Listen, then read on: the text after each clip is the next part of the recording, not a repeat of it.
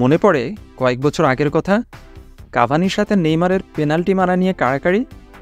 বন্ধু Dani Alves কাভানির কাছ থেকে বল কেড়ে নিয়ে নেইমারকে দিলেও শেষমেশ কাভানি পেনাল্টিটা নিয়েছিলেন আর গোল মিস করেছিলেন।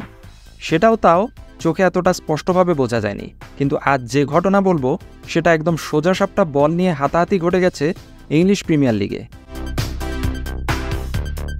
সোমবার চেলসি ৬-০ গোলে হারিয়েছে এভারটনকে। সেই ম্যাচে একাই ৪ গোল করেন কোল পামার। ৬১ মিনিটে একটা পেনাল্টি পায় চেলসি।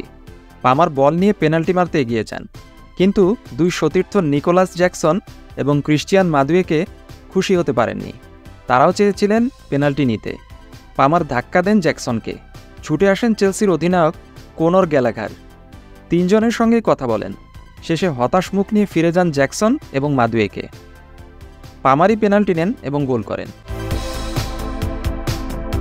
চেলসির কোচ মরিসিও পোচেত্তিনো ঘটনায় বেশ ক্ষিপ্ত। বলেছেন পামারেরই পেনাল্টি মারার কথা, আর কোনো দিন এমন হবে না। বাচ্চাদের মতো আচরণ করা যাবে না, লজ্জাজনক একটা ঘটনা। আমি খেলোয়াড়দের পরিষ্কার বলে দিয়েছি, এই ঘটনার কোনো দিন বরদাস্ত করা হবে না।